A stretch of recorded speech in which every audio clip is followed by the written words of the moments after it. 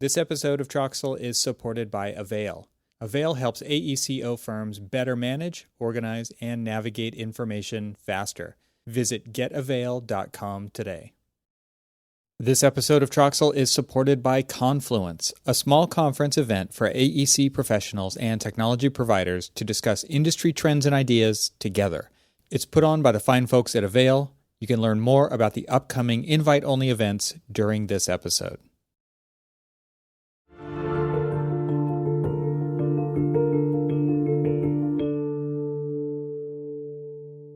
Welcome to the Troxel Podcast. I'm Evan Troxel. In today's episode, I welcome Jeff Echols. As a senior advisor and the head of marketing at Shadow Partners, Jeff is on a mission to change the way AEC firms do business. He leverages 30 years of experience working in, starting, and managing firms to help drive innovation in the business of AEC and AEC-adjacent industries.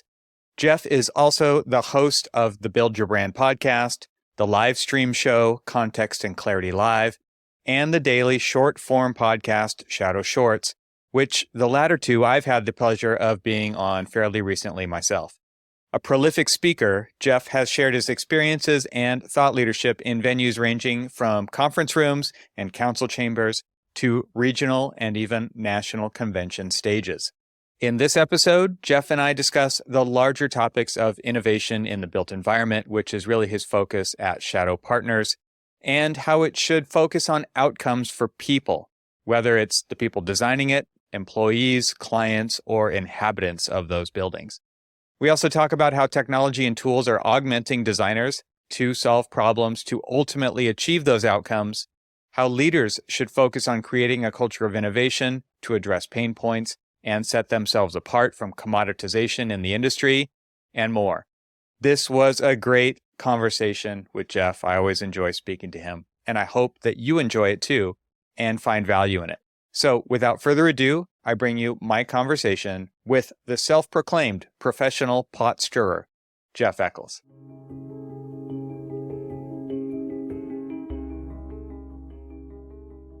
Jeff, welcome to the podcast. Great to have you here. It's been a long time coming, I think. Yeah, thanks, Evan. It has been. I mean, you and I talk fairly regularly, whether in person or through other shows and such. But yeah, first time on Troxel, so it's an honor. Yeah, great.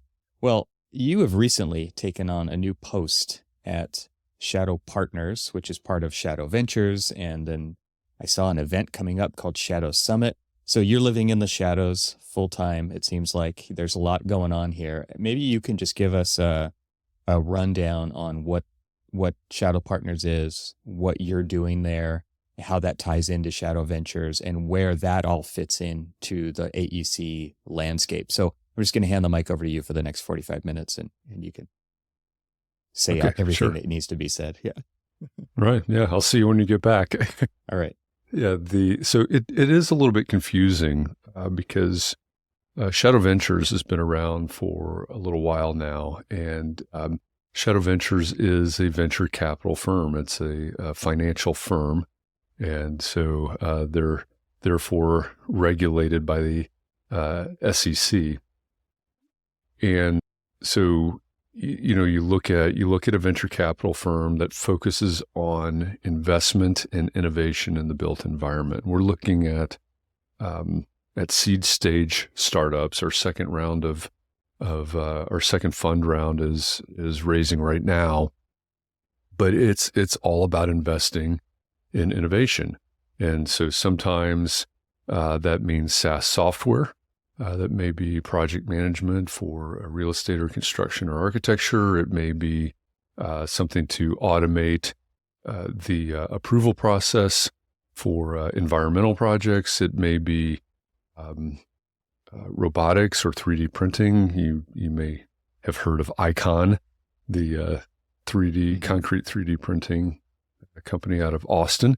And so everything that Shadow Ventures is focusing on somehow has an impact on what's going on in the AEC world, shaping the world around us, which is what really attracts me to the work that we're doing.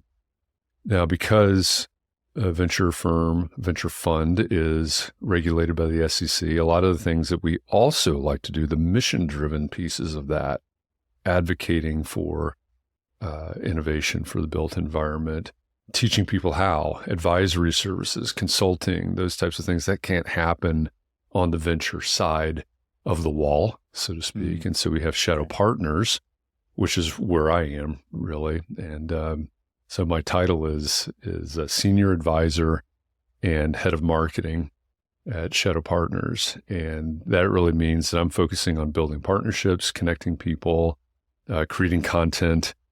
And also you mentioned Shadow Summit, which is our own conference that comes up in the fall of every year. This year it's October 24th through 26th in Atlanta, which is where Shadow is based. I guess that's where all the shadows are. And, it's a highly curated, purposefully intimate conference, 200 tickets total.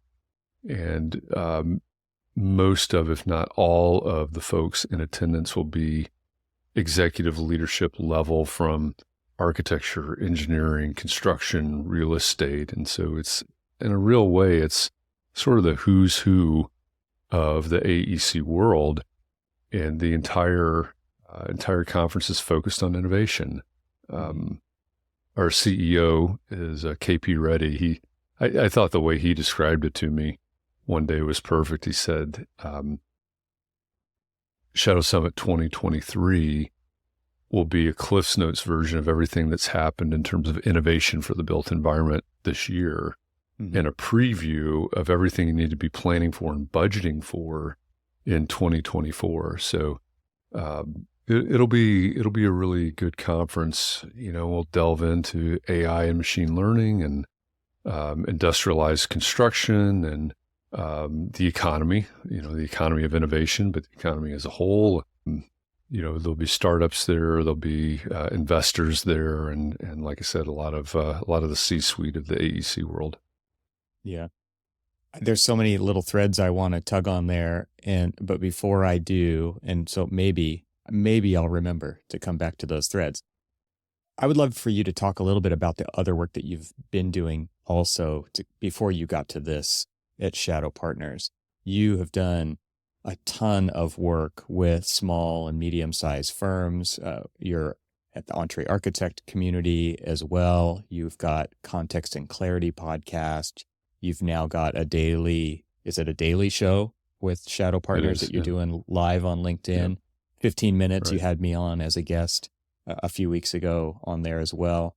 So I'll put a link to that one in the show notes for this episode. But there's a lot going on that has gotten you to where you are. And I would just love for you to kind of fill out that picture of the other parts of what you bring to the table here. Yeah, I often think of myself and sometimes refer to myself as a professional pot stirrer. My background is architecture, a couple of degrees in architecture, 20 some odd years in firms, et cetera, before I went out on my own.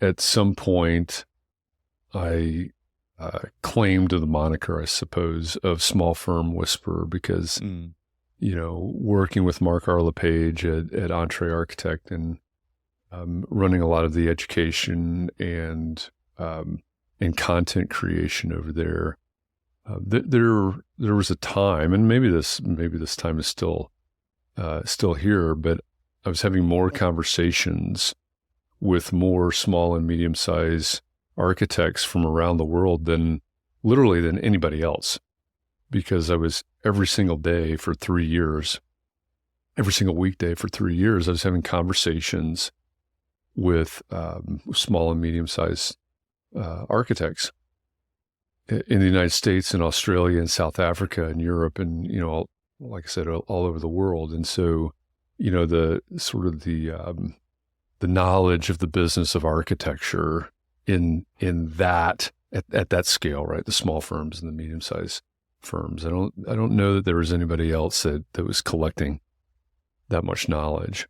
And that really fed me because, the ability to take that knowledge and synthesize it and then help those same people, help that same group build better businesses and do things differently.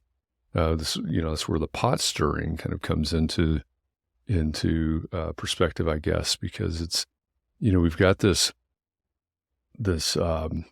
traditional architecture firm model that we've been practicing for, at least 100 years, and it doesn't necessarily make sense all the time. And I think, I would say that many times in 2023, it doesn't make sense. So pushing people to think differently about who their ideal clients are and how they serve those clients, et cetera, the way they build their business, the way they run their business. And, that also extends to teaching per practice at the university level, first at the graduate level, and now we've added undergrad to that mix as well. But nice.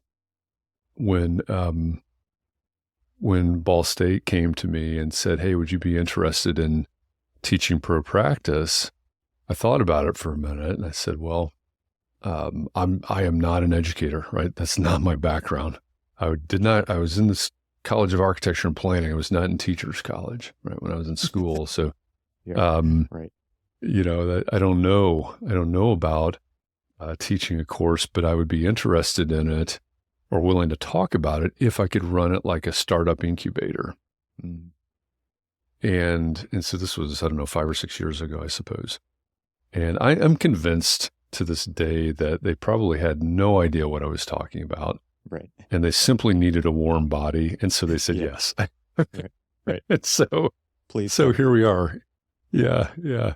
So here we are, 2023 teaching graduate level pro practice as a startup incubator. So it's basically a business plan, business model that the students create over the course of the semester. And then it culminates in our own Shark Tank, our own version of Shark Tank as the final. But it's demonstrating to them how to go from idea to, proving out that idea, finding out if anybody else cares about this problem that it is that they're trying to solve, if there's anybody that's willing to pay for that solution, so on. How do you build this business? How do you promote this business? How do you sell this business? All the way through exit plan, essentially. And then they pitch it to the sharks. And who are the sharks? I typically bring in people in the investment and VC world. And so sometimes I occasionally, when they're available, I have someone that comes in from MIT's Design X program, or that started at MIT's Design X program. I have some CEOs of venture capital firms. They're all people that understand innovation and investment in innovation, and they're all in the, from the AEC world. Mm-hmm. And, I guess that's some pretty good foreshadowing, because, you mentioned Context and Clarity, which is a show that I continue to host. We're on a summer break right now. We'll be back in September. But one of the guests that I had on Context and Clarity Live several months earlier in 2023 was KP Reddy. Yeah. He was the CEO of Shadow Ventures and Shadow Partners. And we talked about innovation in the AEC space. And we kind of hit it off, and it led to a number of conversations, which eventually obviously led to, hey, why don't you come join the team? Mm-hmm. And so that's where I am now. But it's a very non-linear, non-traditional path. And obviously, you've got, you went to architecture school, you've got degrees in architecture, and you're working for this venture capital firm, or you're promoting innovation in the built environment. How does that match up? Mm-hmm. It matches up because we're all trying to make the profession better. We're all trying to make the planet better. We're all trying to do better by the built environment. And to me, that's what's important for everywhere. Yeah, that's what this podcast everywhere. Also illuminates, I believe, along with yours. The work that you're doing is that we are everywhere, and the differentiator is that we're working on the profession, which you just said. Right. maybe rather than working in the profession. I think a lot of Exactly. us started working in the profession, and I've said this on Context and Clarity when you had me on there too, right? We have intentionally shifted to working on the profession because when you're in the profession, you are very project focused or very deadline driven for a couple of examples. You actually have to remove yourself from that to make a larger impact, I believe, in this profession, and kind of get outside of those, you know, those walls, as it were, in architecture, right?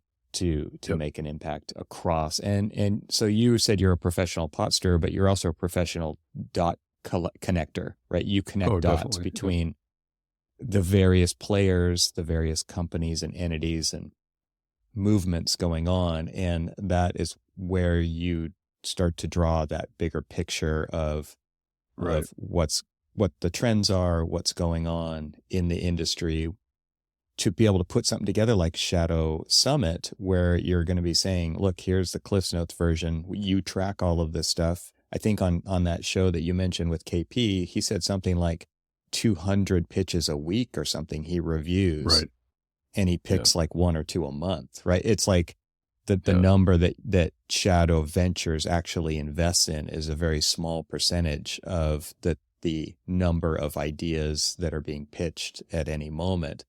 And so in order to do that well, you have to have this big picture idea of what's going on. Right. Yeah. Yeah, exactly. Yeah. I mean, going back to your earlier point about being in the profession, I think you're exactly right. If you really want to make a bigger impact on the profession, and I think beyond, I believe you have to be outside the profession. This episode is made possible with support from Avail. What's one of the most painful aspects of working in Revit today? Well, we all know that as a Revit project grows over time, navigating the information in that project becomes ever more taxing. And when more than one person is working on a project, a new wave of challenges arise.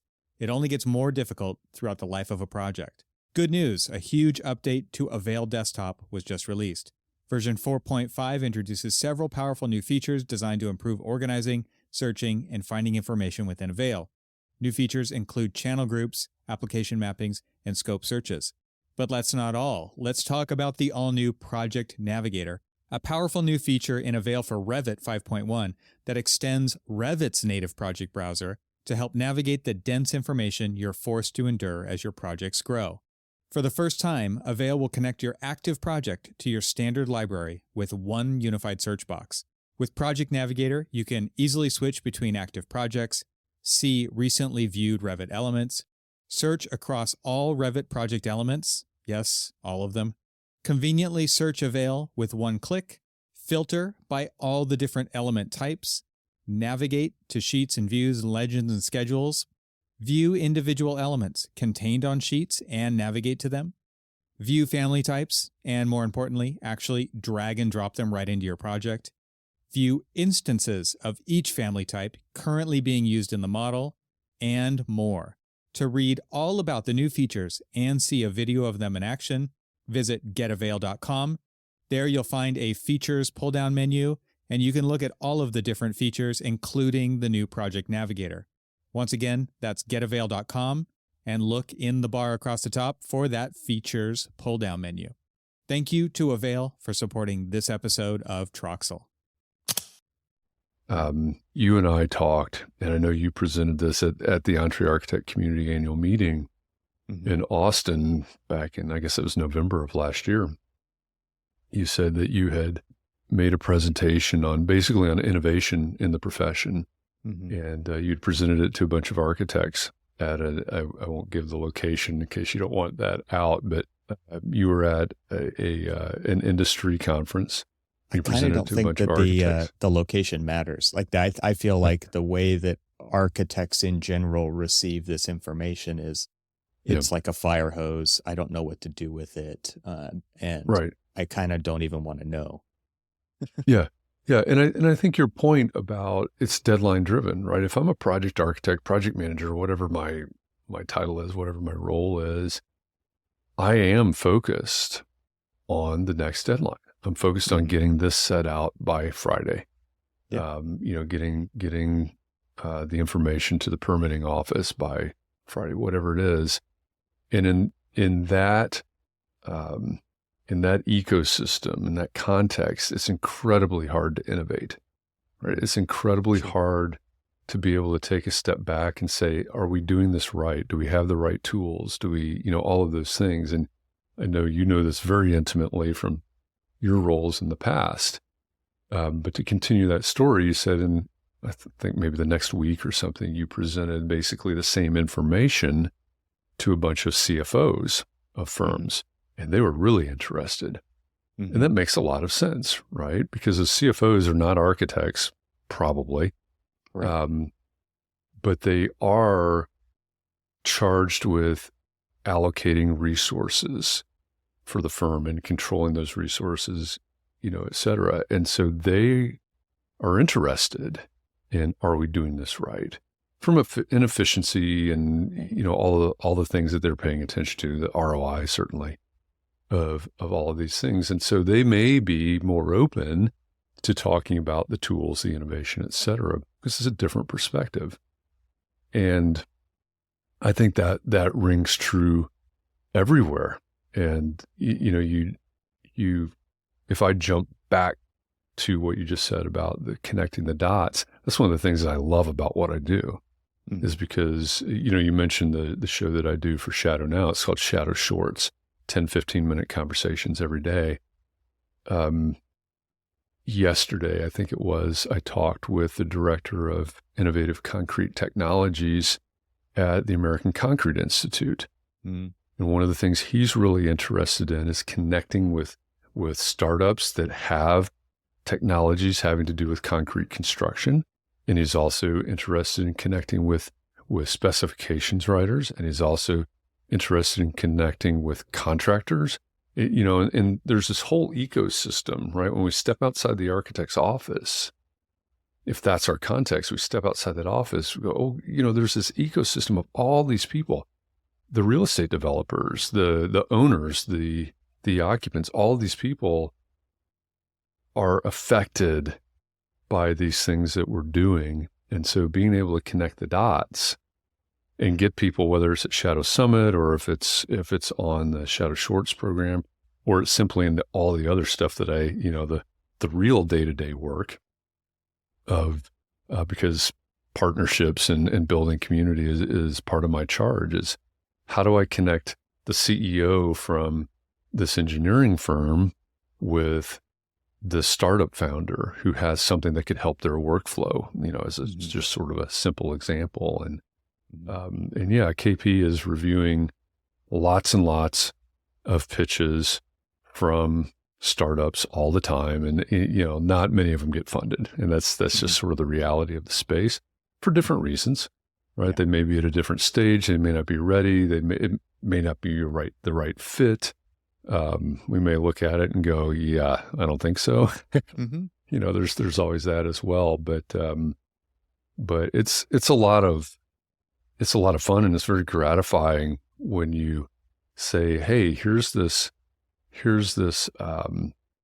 company in our portfolio that has this drone technology to scan all the bridges in your city. And when they're scanning those bridges in the city, they identify cracks and they identify things that need to be addressed and things that are okay. And you come out with this documentation of this crumbling infrastructure in your city and all across the United States, and they make it fast and efficient and affordable. And that's good for all of us. It's good for everybody that drives over that bridge and walks under that bridge and so on and so forth. So that's what I really love about being here in the space, because there's the potential impact is huge. Yeah, definitely. One of the things that you mentioned earlier, one of those threads I want to go back to tug on, is you talked about your students pitching ideas. And I'm just wondering, okay, so many graduates come out of architecture programs and they just adopt the de facto business model of architecture. And what you're doing is you're asking them to design a business plan, and they are design students. And I'm just wondering if you can speak to because it's come up on this podcast, it's come up on the ArchiSpeak podcast when we had Evelyn Lee on, is this idea of architects actually are not very good at designing their business because they just adopt the way that we've always done it for the most part, right? Totally generalizing here, but I think we see that time and time again. And the audience for this show is definitely interested in innovation and technology, but there's also innovation in the way we do business. And I've been on kind of a thread of the business of architecture and some things that are changing in the business of architecture here on this podcast. So it's a little bit outside of the lane of just technology and the evolution of it along with architecture. This is more nuts and bolts foundation of business moving forward. How do your students take on to that? Do you present it to them as a design challenge, and do they see the opportunity that exists in this part of the business of architecture, of actually designing a different kind of business model? Yeah, the good and the bad is that even though this is the final pro practice class in their series in graduate school, the good and the bad of it is they don't know much about the business of architecture, like the actual business. Yeah. It's not that much different than when we were in school, right? We didn't learn very much about the business of architecture. So we don't have to tear down too much. Many of them, well, probably all the grad students have some experience in an office. And, so what I tell them the first class is, when they walk in, I say, this is not the class that you were expecting it to be, period. This is not, you've had, during grad school, this is probably their fourth per practice class, but this is not what you expected.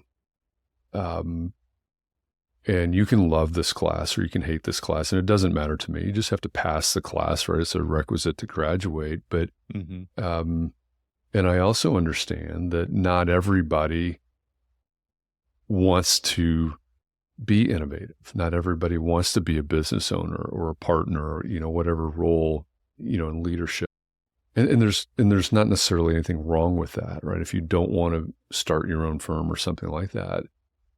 But at the end of the day, what we're going to learn by going through this process will at the very least make you a better employee, right? Because you'll understand why that project manager is asking for this and, those types of things. So, so that's sort of my immersive way of approaching teaching the business of architecture. But we start out very basic, and I ask them to look around and look for problems that they see that need to be solved. We don't even talk about architecture. We don't even talk about business. What's a problem that needs to be solved? Because that's, at the end of the day, if we're not solving a problem, we've got a problem. It's hard to sell something that's not solving a problem. Even luxury items are solving a problem. Maybe leaning more towards ego, but yeah, they don't. Yeah, personal problems, but they don't typically go there, right? They look around their environment and they say, "Oh, it's hard to keep up with paying my rent," or "Hey, litter is a problem," or all these different types of things that they come up with, and the design problem for them really becomes, okay, here's a problem. I can solve it. Does anybody care? Will anybody pay for it? And then how do we, in a real way, if we were to say this, in the shadow world, we say, what's our go-to-market plan, essentially? And I think that's the crux of the problem that we have in the profession of architecture, right? The way that we've always done it. If we were to make some tweaks to the structure of the traditional architecture firm model, would we, on the back end, would we still be doing project management and invoicing and all of those very tactical, tasks that happen every day and every month? Would we still be doing those things the same? Probably in a fairly similar way. The bigger question to me is, what are we going to market with? And I'm really fond of saying, even if you keep a fairly traditional view of what the practice of architecture is, and just say, okay, it's about designing and building, if we say it that way. What a lot of firms traditionally have looked at is, okay, well, a potential client comes in and they're going to hire us to go through this programming phase and schematic and DD and CD and CA, go all the way through design to permitting to maybe substantial completion. Fine. But what about everything that happens before that programming phase? I always say there's a spectrum, right? There's this timeline, goes from left to right as we would normally think about it. What about everything that's to the left of when that potential client showed up? All those decisions that are being made, all of that money that's being invested, the resources that are being invested, that by the time, if you jump in at that point of programming or wherever, schematic or something, if you jump into the game at that point, so much is being dictated to you. Yeah.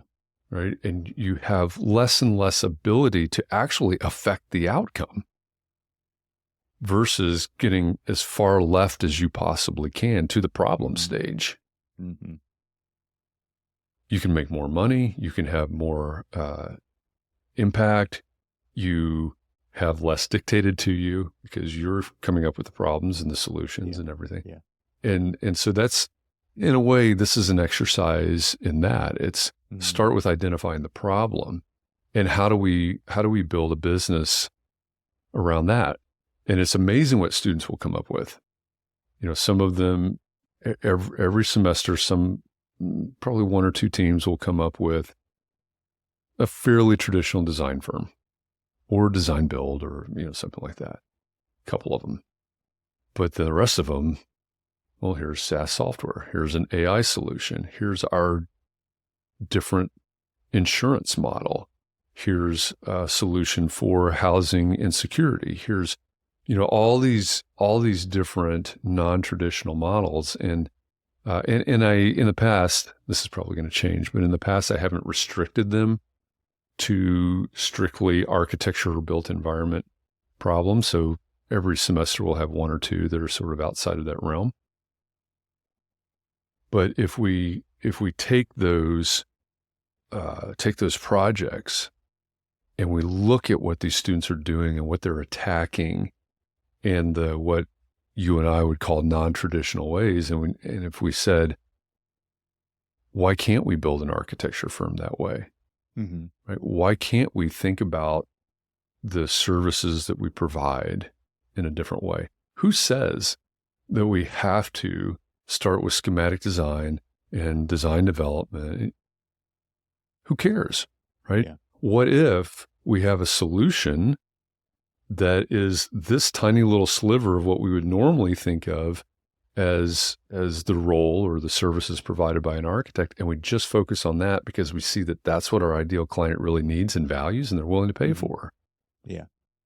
And So the kinds we of look at problems things that like we're that. good at solving. I mean, there's Exactly. one thing that we talk about at Tech a lot is that architects are licensed or registered, however you want to, depending on your state. Yeah, depending on your state. Problem solvers, Right. not just building designers.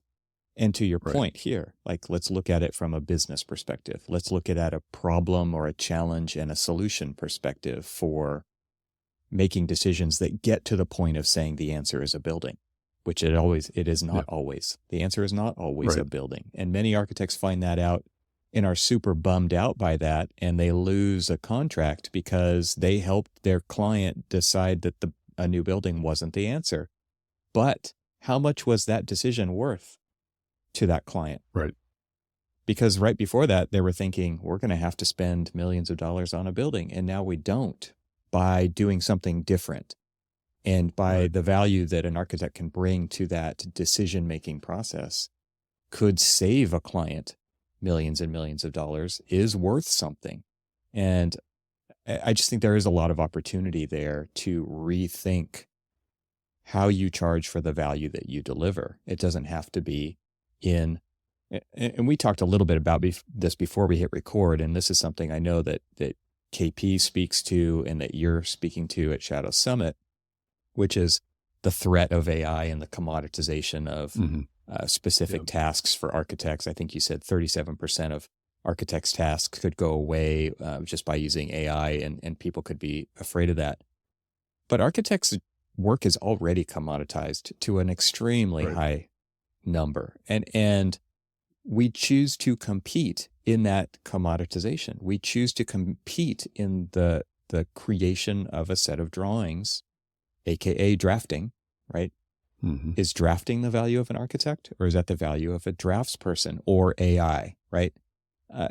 I don't think that our value lies there. Now, your value might lie in coming up with details to make something buildable and interesting and useful and functional.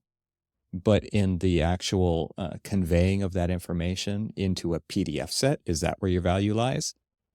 And these are the questions that we should be asking. Every firm should be asking these, because can we outdraft a contractor who's rebuilding our BIM models, looking for errors? Like, we choose to compete with that. You know, there's so many ways in which this applies. I think it's really interesting as these disruptive technologies come out and potentially cause us to question, but I don't think we question them. We don't take it up on we don't put that into practice. We don't question it ourselves and apply it to our own businesses. And this gets back to that whole idea of designing our businesses and continually designing our businesses to react to, but also be proactive of what's happening in the world around us. Yeah. I do a talk called Commodity as this Commodity Does, and my opening line for that talk is, we're all being commoditized, and it's our own fault, because we choose to be. And, you know, there are a lot of people that are going to listen to this and they're going to say, no, it's the AI, it's the disruptive technologies that you're talking about. And it's not, right? Those are tools. Yeah. Those are tools. And if you look at a test fit or a swap, or, you know, pick some generative AI tool and you say, well, that's going to commoditize architects, it's because you're thinking about it wrong. Sorry. Sorry, not sorry. Sorry, not sorry. There's a book called Unreasonable Hospitality by Will Guidara, the restaurant, very famous restaurant owner and operator out of New York. And I had the opportunity to have Will Guidara on Context and Clarity Live a while back. And, you know, a lot of people are like, oh, why would you talk to a restaurant guy about customer service? Yeah, exactly. It's that hand to the forehead emoji thing, right? Right. If you think about the value of an architect, or what your clients value in an architect, it is not the PDF set, right? It is not the drafting. It's none of that. That's waste. There's another word for that. It is waste. Process waste. Yep. There you go. Exactly. Right. There are a million ways that they can get that PDF set, and they don't value any of those ways, because when there's a million ways, what's the cheapest way and the fastest way that I can get it? And so, yes, the tools, if we focus on the tools being the means to that faster, cheaper end, of course we're going to be commoditized. So if we flip that around and say, how can we use these tools to change the customer experience, or the client experience is what an architect would call it, obviously. You know, and if you read Unreasonable Hospitality by Will Guidara, it's fascinating. Fascinating, you know, some of the things that he came up with and others on his team came up with, and the ways that they changed the experience for customers in their restaurants in ways that they remember, they talk about, they value, they pay more for, et cetera. And so if we flip that around, that you could, if I put you on the spot, that you could pull out of your memory banks. So there's an example where I forget where it was a group of friends, I think, that had gathered in New York, and seems like they were maybe from Europe, and they had gone all around. They'd gone to all the best restaurants in New York, and they, I think it was actually, as he told the story, I think it was actually Will that was serving them. Was at their table, and they said, "Oh, we've had all the best experiences, all the best dining experiences in New York, but the one thing that we haven't had is a New York hot dog." Right. And, they're in this really, really well-regarded, expensive restaurant in New York. Right. And they say, and they're talking about the dude on the corner with a hot dog cart, right? That's what they're talking about. They haven't experienced a New York hot dog. And so he takes note New York of that experience, right? Like exactly. Yeah. Exactly. And he's serving them, and he's listening to them, and he's hearing them, and he makes a note of this hot dog thing, and he says, that is what I can do to make their experience complete, and do something that they're not expecting, do something that they will remember forever and they'll talk about forever. They cost, I don't know what in New York, well, today maybe in New York it's $10, but so what he did was he finished up whatever's going on at the table, and he had someone run out and get a hot dog from a hot dog cart, brought it back into the kitchen, convinced the chef to serve it. And they served it, tough conversation right there. It was. He tells that story. It was a very tough conversation, but they presented it in their, in their way, in their style. And the people that were there for dinner were just blown away. And so you think about, okay, well, how do I translate that into architecture? Well, I think there's a few ways. Number one, listen, understand what your clients are actually feeling and experiencing, what they want to experience and what they value in the experience. And number two, when we get to thinking about tools, there are already simple tools out there like CRMs and things like that. So-and-so mentioned this in a meeting. We can put that in the notes, and we can pay attention to that. Now an AI with some sort of predictive modeling could start to serve up reminders, and could start to iterate on different ideas of what we can do, and timing and things like that. But if we think about it in terms of creating this experience that our clients value, I mean, going back to my marketing and business development roots, every firm leader that's listening to this will say that somewhere between 60 and 90% of their work comes from repeat clients and or referrals. Mm-hmm.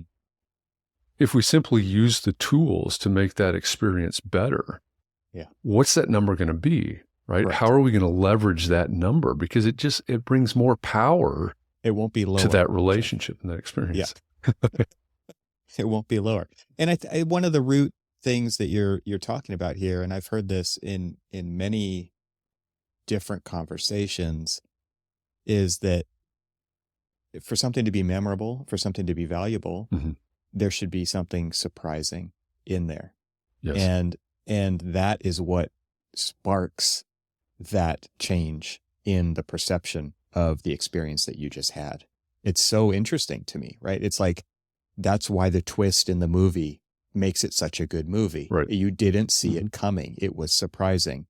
You found this off the wall roadside stop on your monotonous drive from here to there.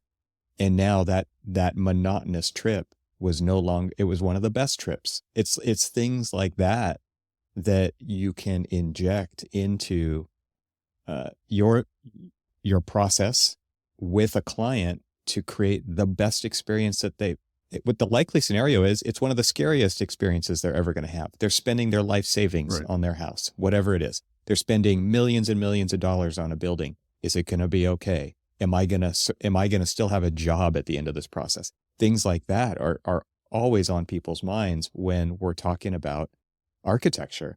And for you to make it as enjoyable, surprising, valuable as possible, that is where the value of an architect really shines. And then guess what? They're going to talk about it. And it's way better if they're talking about it to somebody else than if you're talking about it, because it's self-serving 100%. if you're talking about it. But if they're sharing it, on your behalf, the great experience, word gets like that number is only going to go up of repeat business and referral based business. Yeah. Yeah. If you think about it in terms of, or use the example, I guess, if you were meeting their expectations, right, we're going to meet their expectations. It's I'm like going to deliver meeting exactly. the code. That's what it Exactly. is. Yeah. Yeah, exactly. The building that's designed and built to code is the worst building allowable by law, right? Yes, exactly. So if we're meeting their expectations, you think about that, meeting their expectations. What do we do in our heads? Right? We create these narratives as we're looking out into the future and we're imagining these worst case scenarios. So if we're meeting their expectations, that's just baseline. It's the worst allowable by contract, I guess, in this case. And so we meet that. And then, of course, right or wrong, they're going to be surprised by the invoice. Right? Oh, that was I expensive. didn't realize, exactly. And so those two don't align at all, right? That automatically creates a bad scenario, to put it in some sort of colloquial, but we have to, and if we're going to meet their expectations and they're out there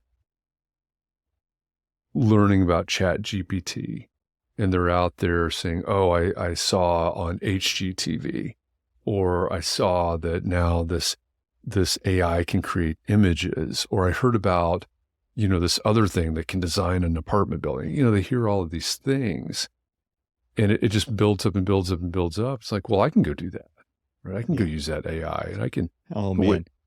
Yeah. Continue your thought, but I do have a thing that I want to throw in here that just hit me this morning, but please continue. Yeah. Yeah. Well, so if you're afraid that AI is going to take away the role of an architect, especially design, any sort of the expertise that you bring to the table, think about the fact that the people that would say, hey, I can do that. I'm going to grab this AI and I'm going to use it. They don't know what to tell the AI, right? They don't have the experience. They don't have the expertise. Right. And so they're going to ask it to design something that doesn't work, that doesn't make sense, right? Because they don't, in the world of prompt engineers today, they don't know the prompts. And that can seem fairly basic, but it's the case, right? How do we actually how many times have you said that clients don't really know what they want? That's my point exactly right here. Yeah. Well, this is another point, which is this meme that's been going around. At least 10 people have sent this to me. It's like, we don't have to worry about our jobs because if a client can't even tell us what they want, they're not going to be able to tell the AI what they want. Right. Right. I think that's true. Yeah, go ahead. You could turn around and there's this prompt that you can use with the chat bots. And you basically tell the chat bot to ask you questions until it knows enough to you can turn around and try that, but it's still not you're still going to end up in the meme. Write me a prompt that will, Yeah. reverse engineer the system. This episode is sponsored by Confluence. I've invited Randall Stevens, the CEO of Avail, to tell you about it. In 2019, we held the inaugural Confluence event, which was designed to bring together the product managers, the technology developers that are working on the products used daily in the AEC industry, and put them in the room with the design technology leaders from the practice side that are actually implementing and using these technologies. The goal isn't to sell anybody anything at these events. The goal is to get a better understanding of what's working, what's not working, and what would be the best products to develop to be implemented in the AECO industry. We've held these 3-day Confluence events the past 4 years and attracted over 100 attendees.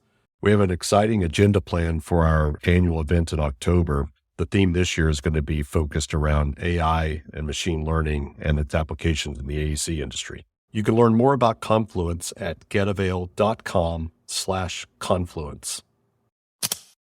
The thing that struck me this morning was the connection that you just said. And so now I believe I'm on to something, and you are too, which is uh, I think that with all of the hype around AI, that it is kind of the new version of what HGTV did around the expectation of design and architecture, which is kind of a drive-through mentality, right? It's like, I order up what I want because I saw it on a show. They turned it around in a day or a week, and that's my expectation of how the process goes. And and then architects are just like pulling their hair out because that is not the architectural process. That might be the design on Netflix or HGTV show process because they cut out all the crap because they want to make it an entertaining show that you come back to next week, right? Or binge watch the next episode. That we know that there's a lot of pitfalls in the process. We know there's a lot of hoops to jump through and red tape, and there's a lot of workarounds, and there's a lot of pre-existing conditions that we aren't made aware of until we are made aware of them. And that's all part of this process. And so when somebody says, I'm thinking about hiring an architect, and an architect says, well, here's my fee schedule to do that, they're shocked. It wasn't like that on TV. I kind of see the same thing happening with AI, right? Which is, well, and you said it yourself, I can just do that myself, right? And to your point, the building still has to get designed. The project still has to actually get designed so that it can get built. But because it's a drive-through, I ordered this image up front. How long does it take to turn that around into a design? Why does it take so long? Why does it cost so much? Why are there so many permits involved? Why is there all of this stuff? I really feel like it's going to do its job it's going to do another job on our profession, which is like setting these unrealistic expectations on the client side. I don't know if it's going to set unrealistic. It probably will set unrealistic expectations inside of firms as well, with leadership saying, why can't you just use the tools to spit this thing out in 5 minutes? Other people are, right? So I think it's going to bite us there too. But it is interesting to me to kind of draw a parallel between what a lot of people have talked about, the HGTV-ification of design and the built environment. I think AI is doing something similar in people's minds out there. Yeah, I think you're right about that. And so AI, machine learning, generative AI, those are all sort of darlings of the conversation, the broader conversation right now. And it's also important to remember that, depending on what tool you're using, there's so many more processes and so many more systems and so many more tools out there, right? It's not just designing it, right? It's documenting, it's filing, it's getting approvals, it's all of that. And so, in the bigger picture, if we're thinking about the pitfalls of what potential clients may think about AI, I don't necessarily know what the answer to that is. It's going to take some bruising, right? It's going to take people getting to the point where they realize, oh, that didn't really work the way that I thought it was going to work, or and I also don't think that's anything new, right? HGTV, and what was it before HGTV, right? All these unrealistic expectations. But if we start to look at it in the other direction, what are the other surprises? What are the other things that that make clients less than thrilled with the process, that scare them, that make the experience bad for them, cost, timeline, all of these things that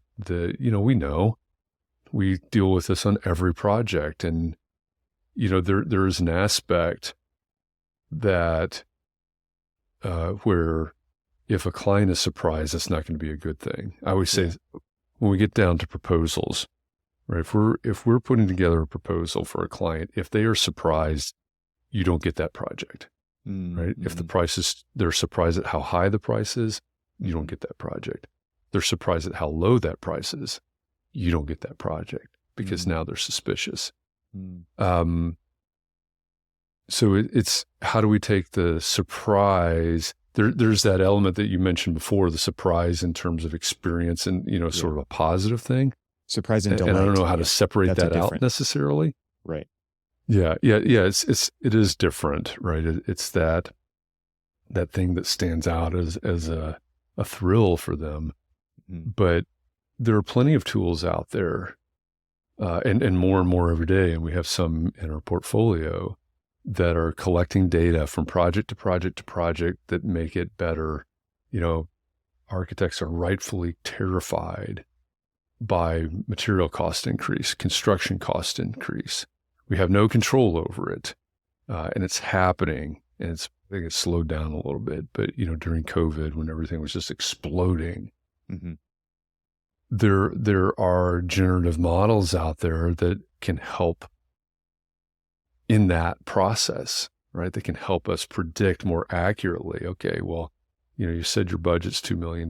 This is what you can, and today is July 25th as we record this. On July 25th, this is what you can expect to get for that $2 million. Mm-hmm. And so there are other tools out there, other innovations out there that can help us manage these processes and make that experience not only bring a different level of professionalism and but also remove some of those bad surprises and help us manage those experiences that are vitally important to the decommoditization of the profession. Yeah, I think one of the things that comes to mind is a family member is recently looking at getting like a small, tiny house kind of a thing. They're moving across the country. They want to buy a piece of land, put on a tiny house. So there's different companies out there who make like ADU size things and tiny houses and stuff like that. And some of those, it's like, here's the architecture as a product.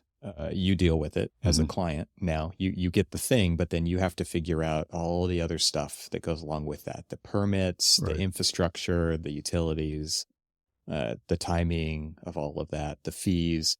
Then there's another company that says, we do all of that because we know how hard it is and we know how overwhelming that is, I should say, to someone who's never done that before, because we do it all the time. And the difference between those two potential outcomes is enormous. Like, it's absolutely enormous. And it's the difference between, does it cost more for the full service one? Absolutely it does. Is it going to be a lot less stress? And are you willing to pay to have less stress? A lot of people are, right? And so they're selecting the kinds of clients who acknowledge that they need that, right? And B, like they're probably getting more contracts because all of that stuff is not in a run-of-the-mill consumer's bailiwick. Like, they just don't have the skills to do that, or they don't know who to call. They don't know anything about it. And to your point of just like addressing the pain points of customers that lots and lots of customers have, can really set you apart against the commoditization of the same. If we just said, here are our services, those are the same services as everybody else offers. I mean, that's why I said architecture has been commoditized. Everybody offers the exact same services for the most part. And I think that it's really interesting to be able to set yourself apart in such a simple way to address the actual problems that come up that we've seen over and over again, that we choose either to address or not to address in our businesses. Yeah, I like to, there's that old adage about the drill bit, and when I'm working on a project around the house, maybe I need to drill a hole for some reason, right? And so I can go to my toolbox and I can look at where the 1/4-inch drill bit should have been. And it's not there. Right. I know this story. Yes. Yeah. And so then the question becomes, do I hop in my car and drive to Lowe's or Home Depot or something and buy a drill bit? Not if I can help it, right? I don't want the drill bit. That's not the point. You want the whole. I want the quarter-inch hole. Yeah. Right. And, I have taught this formula. That's not really a formula, but I've taught this formula for years now. It's P plus S equals R. Mm. And it's really the definition of what clients value. And so the P is a problem, and every single one of your clients has a problem. They may not call it that. They may call it their house. They may call it, their office building or whatever, but there's a problem to be solved. They're looking to you for S, the solution. But what they really value is R, is the result. What happens after that restaurant is opened, or what happens after, you have the beach house where all of the grandkids can gather for the entire summer every year. That's what clients value, is the R. They value the whole, not the drill bit. And, again, when we're talking about innovation in the space, innovation for the built environment, at the end of the day, when things shake out, no one is going to care whether or not you used an AI or, this tool versus that tool. Mm-hmm. What they're going to care about and actually value is the result that's created at the end. And that can be a hard thing for people to get their architects to get their heads wrapped around, because, oh, look at this thing that I've designed. No one cares. It's not literally true. I mean, they do care, but what they care about is what that thing allows them to do. Mm-hmm. And there are definitely people that value design, and there are definitely people that value certain aspects of that, but that's feeding some sort of result that they're after, right? Like if they want to hire a starchitect for a home or a museum or whatever it is, you could say, oh, well, that's what they value. They value that design. They actually value being able to say, hey, I hired whoever the starchitect was to hire this, right? They're feeding something else. The result is they get to go and brag about this. Do they love the design? Maybe. Maybe not, but they love being able to say so-and-so designed that. And so we, going back to what we were talking about earlier, we have to listen. We have to understand what our clients want and what they value, and then bring and apply the tool set in a way that improves the experience and the result for them. Yeah, the whole thing behind AI and artificial intelligence, it's been talked about a lot, is kind of augmenting the designer, right? And in the same way that we're talking about an architect augmenting a client's needs, right? They're coming to you with a problem, and you get to act as a tool to help them accomplish those goals and more, I hope, right? And you use the word results, but the word that's come up here on the podcast many times is outcomes, right? Like, sure, what are the ways in which that thing, that tool, the building now, in this case, not the architect anymore, mm-hmm. augments their lives, their work lives, their home lives, in ways that are more than just containing space, right? But there's so many additional ways in which architecture sets itself apart from buildings, and that is where we can find novel or interesting or surprising solutions to help them. And the technology is a means to the end, but it is not the means. It's not why we do what we do, right? But it definitely can augment us to help create those kinds of scenarios for our clients, and then that's where the value really shines. Yeah. When I started the Shadow Shorts series a couple of months ago now, I think, and I thought, okay, well, every day I'm going to have these short conversations with startup founders and CEOs and, all these people in this innovation for the built environment space. I thought, man, I'm going to learn a lot about technology, and I'm going to have a lot of conversations about different softwares and robotics and things that are out there. But one really interesting trend that has come out of these conversations is the people. even though we're talking about whatever it is, whatever the technology, the quote unquote innovation is, many of these conversations come back to the people. Now, a lot of it comes back to the employees of the organization that the person is representing, I guess. But the idea that technology and innovation is one thing, but it's, what's the effect on the people that are using it? What's the effect on the people that are building it? What's the effect on the people that are inhabiting it?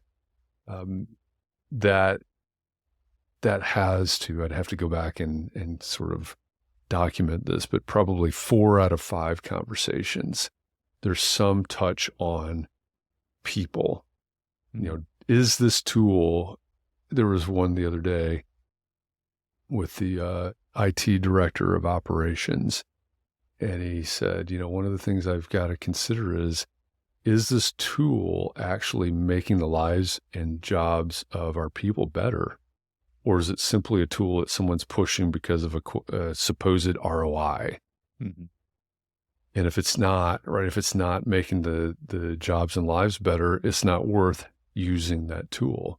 Mm-hmm. Another conversation, it's been about how do we create a culture of innovation. That's a big theme as well. As many of the people that we work with and we partner with are, they have chief innovation officers and people like that in their firms or in their organizations. And so, you get into this conversation, how do we create a culture that allows people to be their best selves and allows them to think in ways that they can, then make their job and their life better and their colleagues, their peers' jobs and lives better. And there's so many examples that come back to, hey, it's great, right? The technology is great. The AI, the whatever it is, that's great. But we have to be thinking about, at least in parallel, with the people that are going to somehow be touched by it. Yeah, I think that threads right into that idea of outcomes. Like, it can be outcomes throughout the process as well for the people doing the work. And if you're making their lives better, do you think they're going to do better work? I absolutely think they're going to do better work. And that should be one of the big reasons, one of the large considerations of why you would look at any tool, if it's digital or otherwise, to help your employees enjoy what they're doing and do meaningful work. I mean, and take away the stuff that drags people down, that lowers their morale, that makes them wish they didn't have to go to work that day. And all of those things should be looked at constantly by leadership, whether it's technology leadership in a firm or practice leadership in a firm, wherever those leaders may sit. You kind of have to hit it from all different angles to create the best environment possible for creativity to happen. I think that's really what architecture should be about. And whether that's creativity on a project or creativity on the business itself, like we talked about earlier, working on the business, those are all things that leadership has to take the reins of and not just say, this is the way we've always done it, so we're going to continue to do it the way we've always done it. I mean, there's a lot of firms in this industry that act like that. And I think, people are burnt out by leaders who act like that, and they want to go somewhere else where something interesting or surprising is happening so that they can enjoy what they're doing. Yeah. That's one of the things that I ask my students very early in the semester is to look around them, right? And this is the pot stirring, one of the pot stirring points, but look around you. And, I don't know, they're in grad school, they're probably somewhere between 25 and, whatever, if they took a non-traditional route, but, look around you and make a list of things that have not changed over the course of your lifetime, right? It's a non-existent list, right? Everything has changed, everything evolves. And then we get into this conversation, exactly what you were just talking about. This is the way we've always done it. If everything is changing, everything in your experience over your lifetime has changed, then why do we have these conversations and hang on to this is the way we've always done it? Why do we have a model that has changed very little? Some of the tools have changed, but the model has changed very little in 100 or more years. Does that make any sense? Right. That stagnation it's paralyzing, it's depressing for people. And I think if people find themselves bored or depressed or feeling stagnant, it is because there is a lack of growth happening. There is, and growth meaning like solving problems, figuring things out for better, right? And so I think they're not wrong to look elsewhere to find that growth if it's not happening because of intentional stagnation, by just shutting everything down by saying, this is how we do it. This is how we've done it forever. So, yeah. I posed a question a while back to a group of people. I said, look at where you are today. Take inventory of where you are today. And then, look out 5 years from today and say, where do I want to be 5 years from today? What does my best self or, best situation look like 5 years from today? And, I'll leave open the possibility that you may say, hey, where I am today is great. I love this. I want this to continue. And that's where I want to be in 5 years. Many people, I think, look at that differently and say, hey, I want to be doing this. I want to move there. I want to, whatever it is, there's some more radical change than that they're interested in.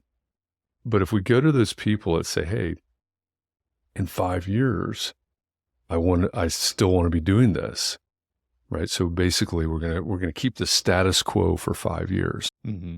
Mm-hmm. You may look at that and say, well, that's great. I just have to keep doing what I'm doing, right? I just have to keep this up. I just have to maintain the status quo. But the reality of the situation is that maintaining the status quo takes work.